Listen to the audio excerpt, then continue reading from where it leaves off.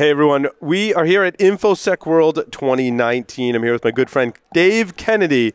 Other than being my good friend, he's also the co-founder and chief hacking officer at Binary Defense. I am. Welcome, Dave. It's cool when you run your own company, you can create your own title. I see you've done a very fine job of creating your own title. It changes, like chief technology officer, chief hacking officer. It sounds cool.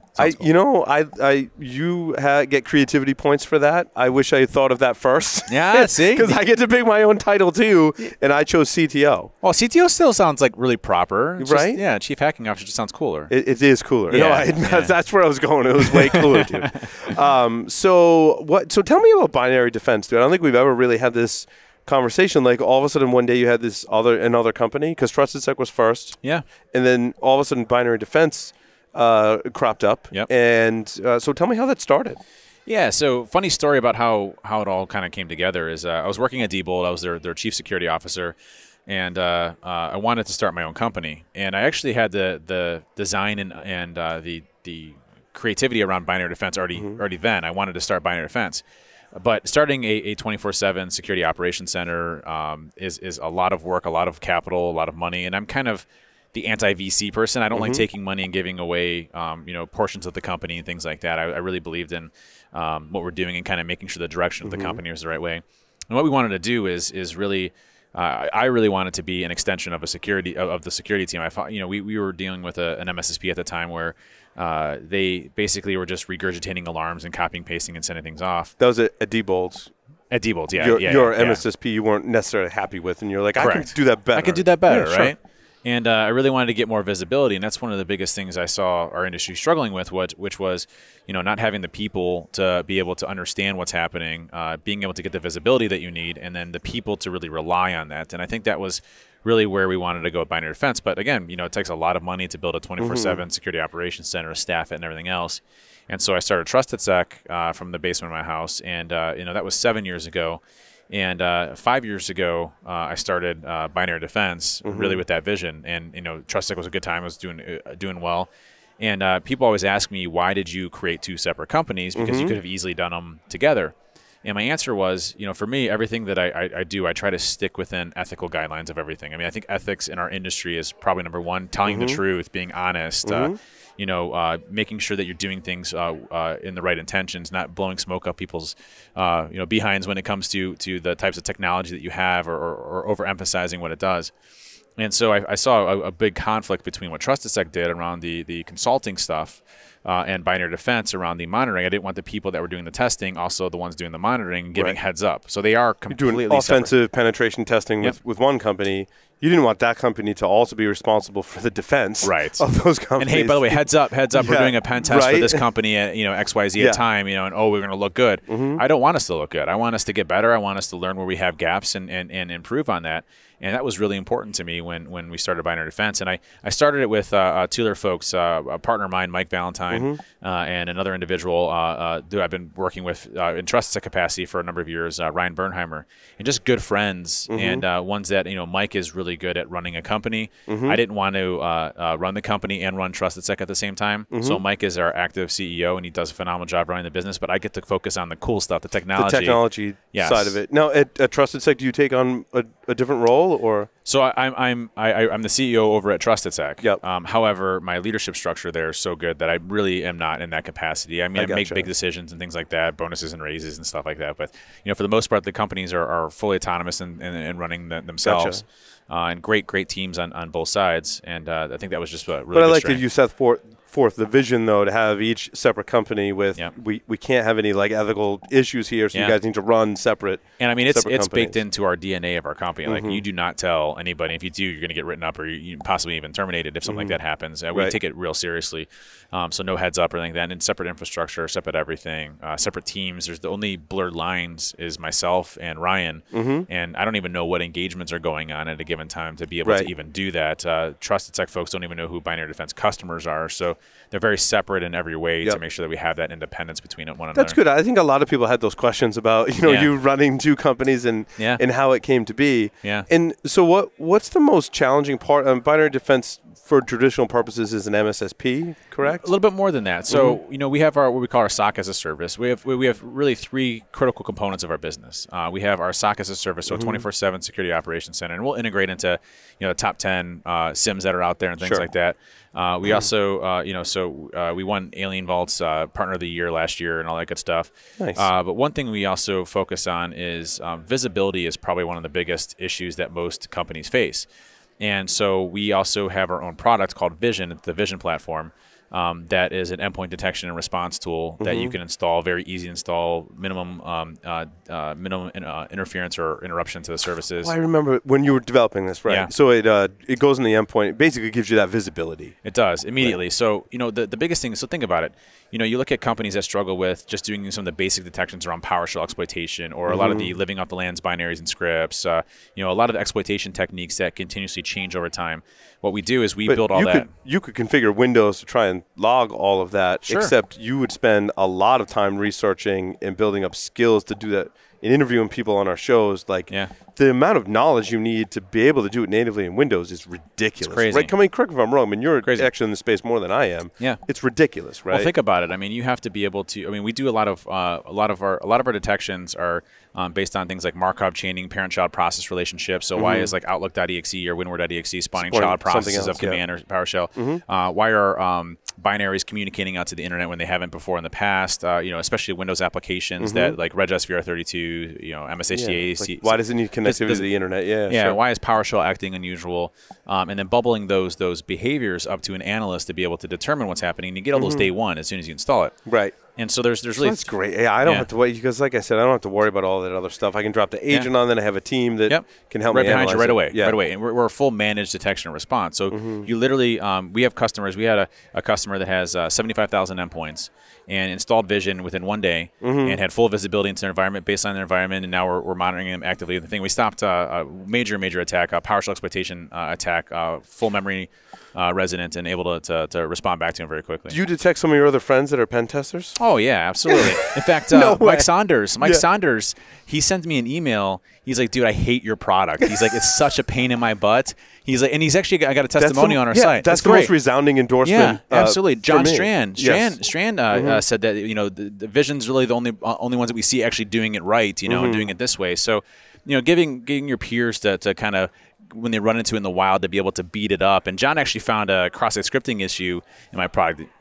Well, that's great. Yeah, because they're reporting it to you. They're not keeping it to themselves and going, well, and every time we come up against this product, now I got my own day. We had to fix same day. Right. So we're reporting. That's good to hear. Those are the things that I think make a big difference with us, is that you get our intellectual property around what the attacks are. As soon as something new comes out, it's already in Vision. We're already looking for it. And there's three big components to what make it real that I think is important. You have, our detection, which we bubble things up to an analyst to be able to determine. And it's not the type of thing where like, oh, hey, we detect 100% based on known variations. We look for the behavior of something that's out there. So good detection. Yeah, you take those behaviors from your pen test team. Absolutely. Right? Yeah. Yep, absolutely. And there's some great research that goes in collaboration between research techniques of Trusted Sec and Binary Defense. Not customer information, but the research capabilities. Is Carlos. Yes. Carlos is running your, what is he called? Adversary simulation team, right? Yep. Carlos is part of our adversary simulation team, and he runs a research division. And all of that funnels directly into what we're doing at Vision and how we're detecting things, new tactics, techniques, and procedures that are out there. And that really helps out a lot. And we also do, which is really cool, is deception. So we inject credentials into memory. We broadcast LLMNR and MBNS across the network. We have honey ports and honey files and things like that. Is that how you're detecting pen testers more often than the other way, or is it pretty well? So deception is really your last line of defense, because they've gotten through all of your detection and they've got some really wicked stuff. And now all of a sudden, you're hoping that they go after some of these things. Usually we get most of them on the detection side. I mean, we'll do things. I mean, we'll detect things like Cobalt Strike and Mimikatz and stuff like that. But when you're using customized tools, the issue that we run into is making sure that our analysts are actually trained. Vision will see it.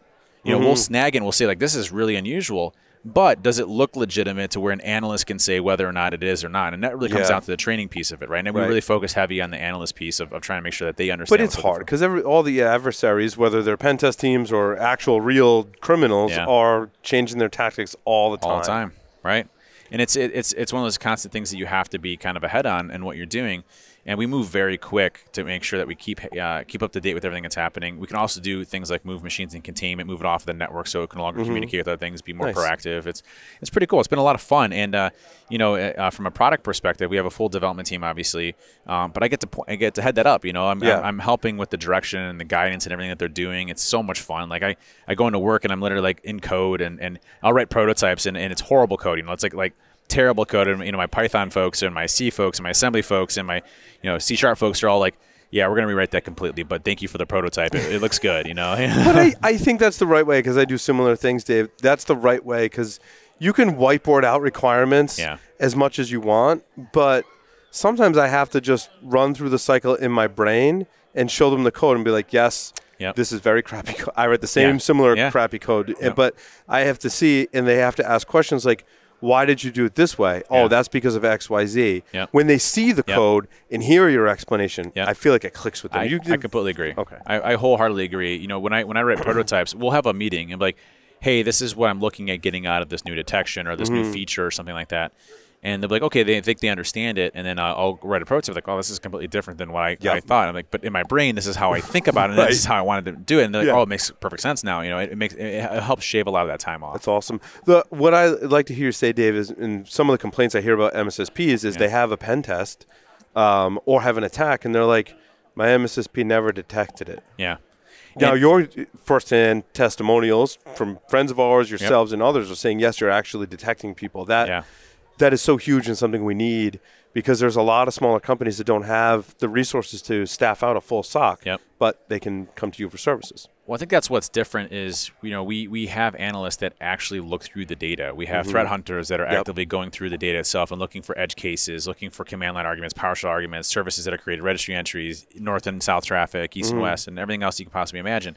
Trying to understand, are there abnormal patterns of behavior in your environment that we didn't see? But at the same time, we are triaging things. We don't just get an alarm and then copy and paste that alarm and move it over. We're actually looking at what's occurring. We're looking at other information. You're trying to build context around that. And that's really, really important. A lot of other MSSPs, I feel like, don't do that, right? Yeah. They try and grow too fast. They automate too much, and they're just like, whatever comes in, we're just going to send it off to the customer. You get an alarm, you send it off to the customer. You get an alarm, you send it off to the customer. But you're providing more content through people.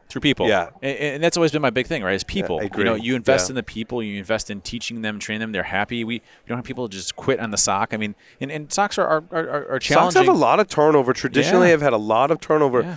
Talk about your culture a little bit. I love the culture at both Binary and Trusted Sec. That's so much fun. And I always kind of envisioned, like my culture at my company would be some of my personality kind of built into that culture. And as you can see on social media, we definitely embody some of that. But you have a culture of your own for both companies, which I think is important and I think critical to your success, Dave. Yeah, for me, people has always been number one. Treating people the right way and having a good work environment. So come in when you want to. You don't have to show up at 8 o'clock in the morning or 9 o'clock in the morning. Now, shift work is a little bit different. Yeah, there are exceptions. I have that exception in my culture as well. I'm like, look, I'm not going to making sure you're clocking in at a certain time. But if we got a meeting with a client or sponsor, I'm like, you got to show up on time, right? But so there are exceptions, right? There's relaxed rules, but there's some things that you're like, to make the company run, we have to do this. But stock the fridges, have free food and drinks, not beer or anything like that. We don't do that. That's my party days are kind of over on that front. But have a fun work environment where we're constantly joking around, having a good time, where culture isn't toxic, where everybody works for one common goal. I mean, I have scooters around that we're driving around the place. It's just it's one of those things where it's a place where we're all friends working together for one common goal. We all believe in the company, and they I think folks believe in me that work there that I'm going to navigate them in the right direction, or at least try to. And I don't mean going wrong. I make mistakes and I falter and things like that. But having a team behind you that supports you when you're doing these is so paramount. And I don't think anyone that started a company, Dave, will be like, I've done everything perfully to run my company. It's all going great. No problems at all. Like, ooh, we got to make payroll in 2 days. So what are we selling off now to get this, right? But you answered that question so honestly, though, because I know as well, it's a bumpy road sometimes. And I think it's a culture that helps you get through, whatever the challenges are, right? Yeah, and I think the people that we've been able to attract and get in the industry has just been absolutely on both sides, on Trusted Sec and Binary Defense. It's just been phenomenal. I mean, just good folks that want to do the right thing and want to make the industry better and do it not just because it's a job, but because it's the right thing to do to make the world a better place. And that's know, when I always say when I leave the earth, I want to make it a little bit better. And there's a Doctor Who quote that I love. It's part of my mantra in life, which is, you know, Doctor Who's talking to somebody, and he's saying, well, listen, we're all stories in the end, i.e. we're going to die someday. And, you know, even Doctor Who, who's essentially an immortal, is going to die someday. And he says, you know, we're all stories in the end, but just make sure yours is a good one. Right. And, you know. Which doctor was that? That was Matt Smith. Yep. That was Matt Smith, my favorite doctor, actually. Interesting. And so one of my favorite quotes from Doctor Who on that, and it's true, you know, do the right things and good things happen to you and the people around you. And is that your advice for folks that want to maybe go create their own company, have their own startup? Yeah, if you're going to do your own startup, I highly recommend it, by the way. I mean, you may fail, but it's something that you tried to do, and you tried everything you possibly to do it. And, you know, for me, you know, I failed a lot, you know, when we first started Trusted Sec, and things didn't work out and things didn't go well. And same thing about binary defense. But I'll tell you, now it's such a different thing where you have your own company, your own people, your own folks that you're working with. And yeah, you have, you know, 150 miles to feed and things like that, and insurance and stuff that you have to deal with. Taxes, oh my God, taxes. There's certain things as a business owner, right? Like you wake up in the middle of the night and you're like, oh my God, and you freak out, and then hopefully you go back to sleep, right? Yeah. But there are some freak out things when you think about them, like paying taxes. Dude, taxes every year for me. I know. Yeah, it's like, you know, we know how much it's always going to be, but when you're giving that much amount back out, you know, you're just like, okay, even when you has to be. Anyways, so you know, there's a lot of stuff that you don't know, and I would say for people that want to start their own company, you know, people are like, well, I don't know how to start an LC. I don't know how to do bookkeeping. You figure all of that out. Yeah. You figure out what you need to do to be successful, and you do it. And if you're driven and passionate enough, right, you're going to figure it out. And you're going to make mistakes. I think also what I heard you say, Dave, is you make mistakes. We've all made mistakes trying to build our companies, but you learn from those and you press on, right? I mean, I know your background too, right?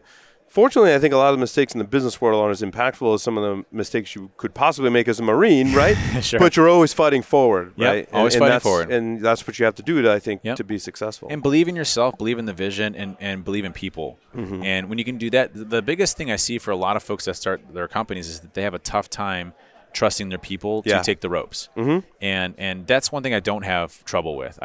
Especially when you're hiring friends and family. People say don't hire friends and family. I hire friends and family all the time. My dad works for me at Binary Defense. Oh, that's awesome. He's amazing. I love your dad. He's incredible. I met him at so DerbyCon a few years. Yeah, he's awesome. Except when he told everybody that I hated clowns, and then it basically blew up the whole clown thing. That sucked. But well, you know, I'm sure that growing up he had to yell at you a lot, and you really aggravate him, and that was his way. He's getting back at you, right? There's a lot of things that I did when I was a kid. Right? You think back like I did think too.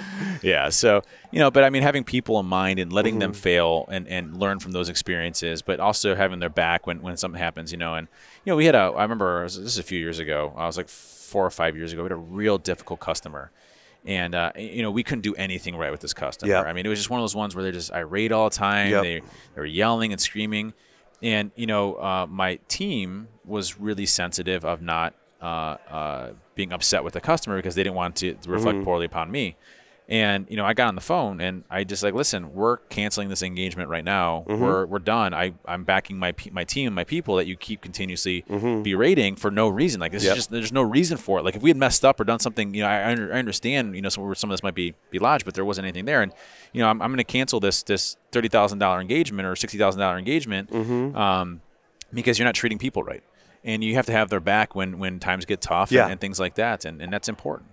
Yeah. But that's a great lesson, too, for those wanting to start a business, right? Sometimes you got to fire a customer. I mean, it's rare usually, but sometimes you got to fire a customer. We've all been there. You got to fire a customer. I mean, sometimes customers are really difficult. It's unfortunate, and you don't really want to do it, but sometimes it's the right thing to do. Who's your ideal customer for Binary Defense, or like what should people do? If I'm interested and I say, you know, I really want to look into SOC as a service and really, you know, have someone monitoring my stuff, what's the next step for them? You know, what's great is we partnered with a company called Ingram Micro, which from a reseller perspective, one of the largest resellers. One of the largest resellers. I think they are the largest reseller. I mean, they're bigger than Amazon and stuff like that. I mean, they're huge. Yeah, it's a huge company. We do a lot of reselling through them for the Vision product, and so that works very well for small to medium-sized businesses or large scale as well. Yeah. But you know, we have endpoints to 150,000 plus endpoint customers to 2 to 5 endpoint customers. For us, size doesn't necessarily matter, or industry vertical, which is great. So regardless of the size of your organization, whether you have a SIM, you don't have a SIM, whether you have endpoint protection or don't have endpoint protection, play well with others as well. Again, visibility and responding is so key. If you look at breach statistics, look at what happened with just recently with Buca de Beppo. The time that they notified their customers was when their cards were being sold on the internet. Like that's not good, right? That's way too late. That's way too late. Way right? too late. Look at a couple of hotel chains 3 years after the fact. So what we are trying to do is minimize that damage to the company and respond much faster. So if Bob and Sales gets compromised, well, who cares about Bob and Sales? I mean, we care about Bob and Sales, but it's not a wide scale breach that impacts the rest of your organization. We're right there with you, responding to it. But I like that. I mean, that's the greatest use case I can think of for outsourcing your monitoring and protection services like that is to minimize that response time, because a lot of employees like to go home for the weekend, or if you're staffing it yourself, you have to deal with all the churn of the customers. And we deal with folks too, like 12 on, we'll do the 12 hours off hours, or if they already have a SOC in place, or we'll augment their team too. We become, either we can be the tier 1 or the tier 4, whatever you want to do from there. And we also we didn't talk about much is we also have a full counterintelligence service for threat intel and building profiles of companies and getting understanding of specific attacker groups and the methods that they use, and that goes into our Vision product as well. So it all paints a really good picture of how we focus on the entire piece around a company and trying to protect them. Awesome. Yeah. Dave, thank you so much. I think this is our most serious by interview far ever. I'm in a suit, which it never happens, by the way. I've got a button-down shirt on. What's going on here? I don't know. We're going to do a more informal one soon. Like no pants, nothing. We have to go back to the no pants interviews. You have to come to the studio Thursday night. We'll have some cocktails. Sounds good. You remember that one time? I do. I could never forget. All right, Dave, man, thank you so much. Thanks for having me on. Thanks, everybody, for listening.